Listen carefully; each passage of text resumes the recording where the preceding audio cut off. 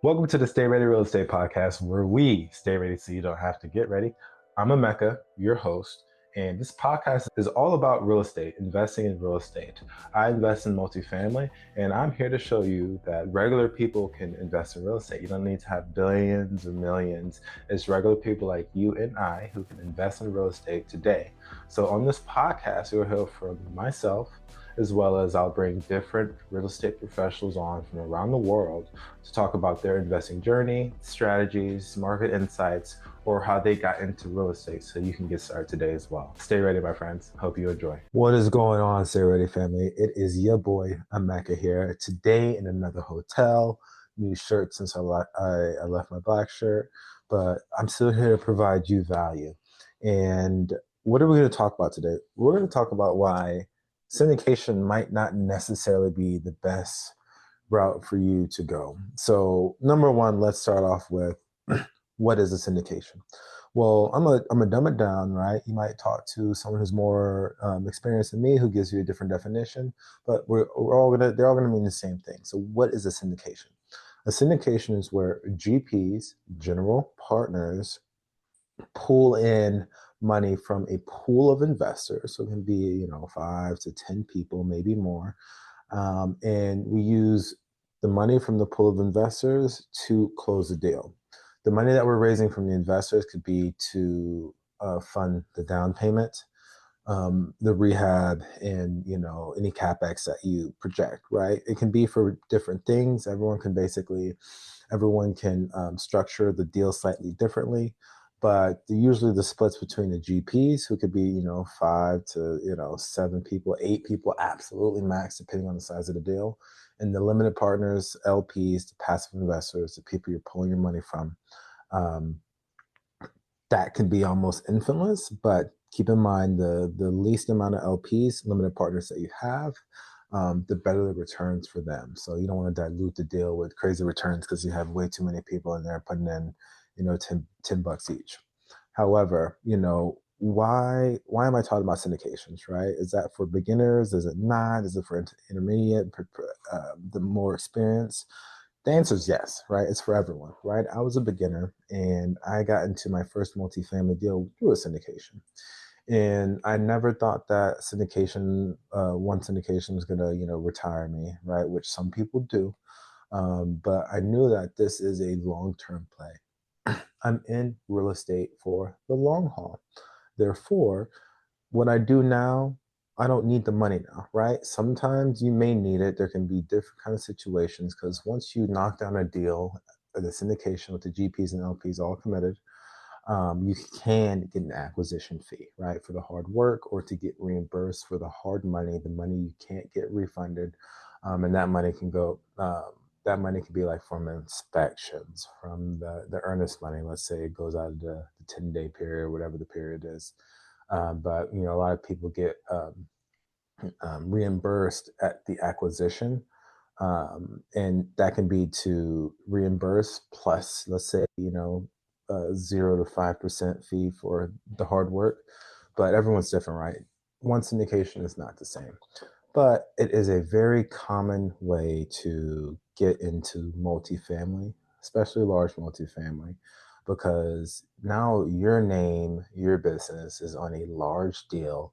Everything that happened with that deal counts towards your portfolio, and the banks will see that, right? It's huge, right? You might only own a small percentage of it. Like for me, like I have limited GP percentage based off my role, but it's still very beneficial, right? So why are we going to talk about syndications today, and why am I saying that it's not the greatest if I'm doing it?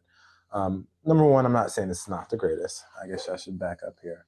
But, depending on what your goal is, it really might not be for you because, for us and my team, none of us have just an exuberant amount of capital, right? We're raising a lot. And because we raise a lot, there is a lot of work that goes into it. And I'm not a capital raiser, right? I'm the boots on the ground, right? So whenever I'm getting a deal, usually at the beginning, I'm working hard. Um, I'm trying to raise money. I'm trying to be a capital raiser, but usually I'm not as efficient because I don't know the underwriter off the back of my head, right? Like, someone like Nico Salgado might know. But as well as, if you're looking for cash flow, right? Syndication, I would say probably 8 out of 10 times is not for you.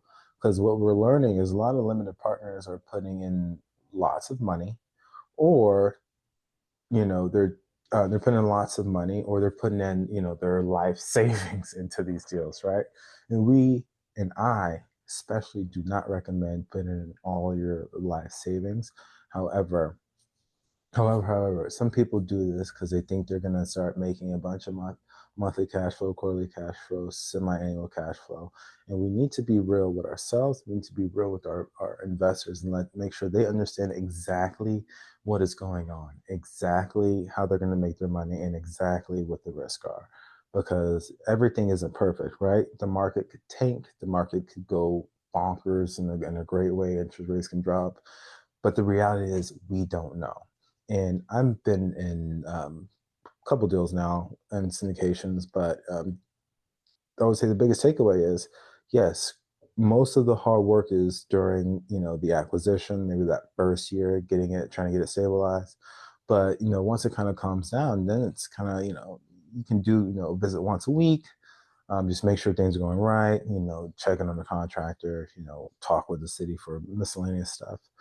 But you're not making money, right? You're doing work without money coming in directly, right?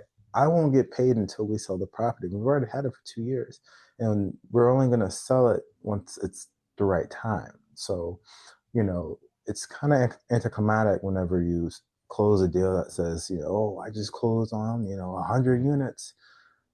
But how much do you own, and how much money are you going to make monthly? Most likely none, unless you're a limited partner.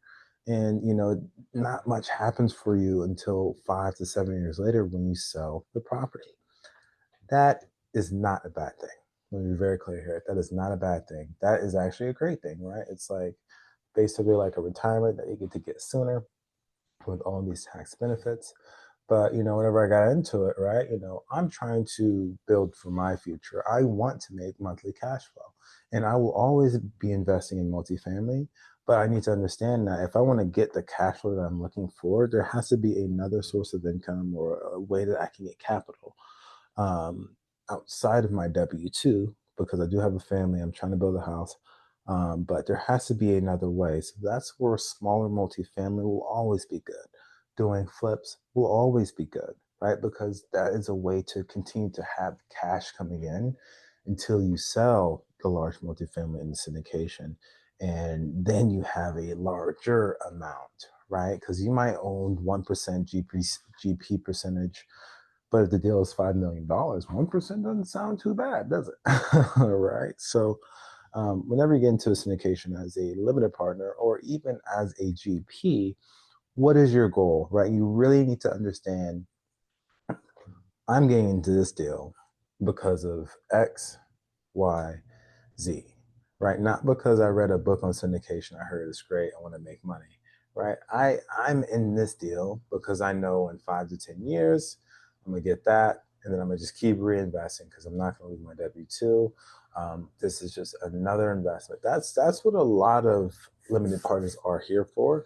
Or if they already have a buttload of money, they just want to make sure they can get a good return on their money that's better than the banks, that's better than the stock market, right? Because they're always looking at those things. I've talked with multiple people who have money, and all their reasons for investing are pretty detailed, pretty meticulous, because they might know, okay, well, I'm not the best with this stuff, but like the 10-year treasury makes me 4%, right? So if I'm getting your deal, I'm only making 5%, right? The risk is just not worth it, right? Even if they're intelligent and smart and they understand, real estate is not a guarantee, but I trust you. That's a lot of work for them a lot of trust for them to put money into you. And if you are not in this for the long haul, if you think you just want cash flow, then syndication is definitely not for you, unless you can invest in the deal yourself, right? And I like to say you got to understand the numbers. Understand, okay, I'm going to make this much money in 5 years. What other ways can you make that exact same amount of money in 5 years? And how much sweat equity do you need? That's typically how I judge things. Whenever I'm doing flips with partners, I let them know, hey, like this is what we can do. Just compare it to what else you can do this way and make that much money.